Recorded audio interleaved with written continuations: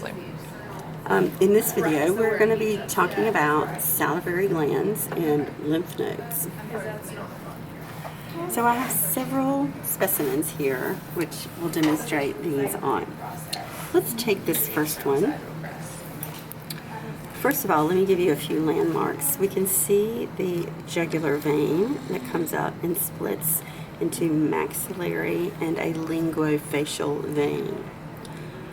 The two lymph nodes that you will see on either side of that linguofacial vein, and oftentimes multiples, will be the mandibular lymph nodes. They are in close approximation to this big gland, the mandibular salivary gland. Cranial or dorsal to that mandibular salivary gland is going to be this large triangular gland, the parotid salivary gland. In this particular specimen, if we move rostrally in this deep dissection, we find this gland here located that was under the zygomatic arch, which has been removed, and that is the zygomatic salivary gland.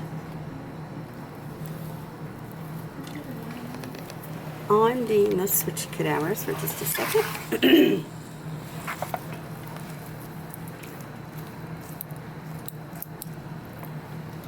If you will recall, on our previous specimen, this was our mandibular salivary gland, and associated with that mandibular salivary gland, on the rostral portion of it, is going to be the monostomatic part of the sublingual salivary gland.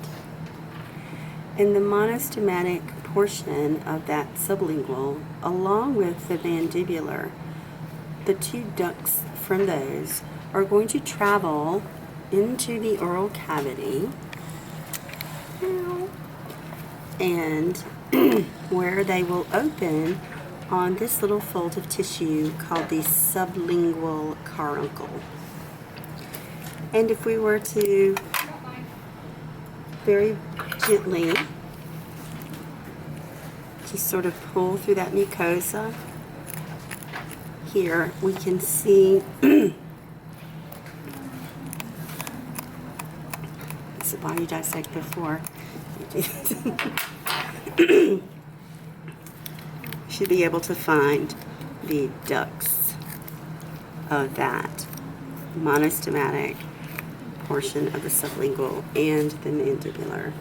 Even though there are two ducts together, all you need to know is the two of them open together at the sublingual caruncle. The zygomatic salivary gland that we discussed previously as way up here is going to open in the oral cavity over the upper first and second molar, so way back in that upper arcade, as you can imagine, based upon its location here. It's going to open in the oral cavity here. The parotid salivary gland that we talked about,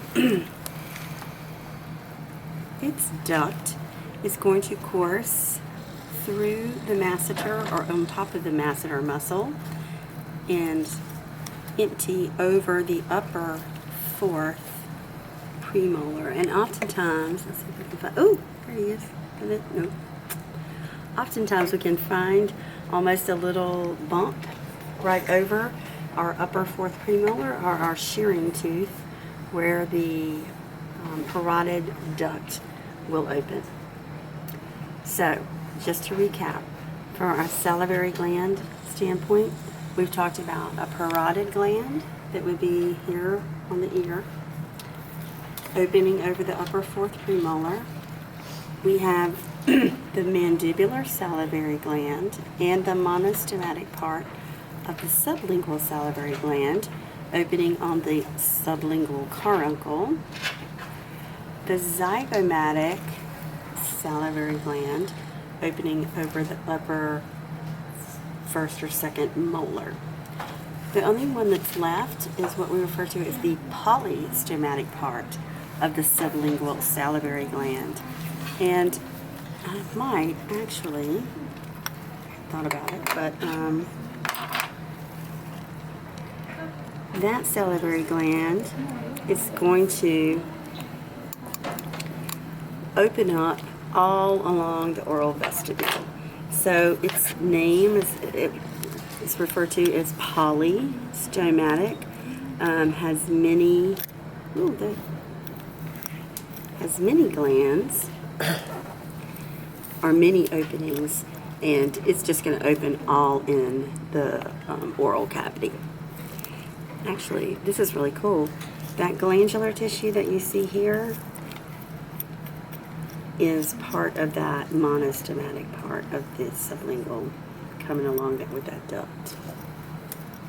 That's kind of cool. You can see it. So those are all of our salivary glands. Now, with respect to the lymph nodes,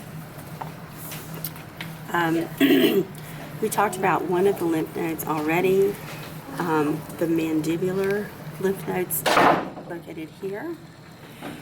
We also have a parotid lymph node, and I don't think I have I forgot to bring a good specimen for that.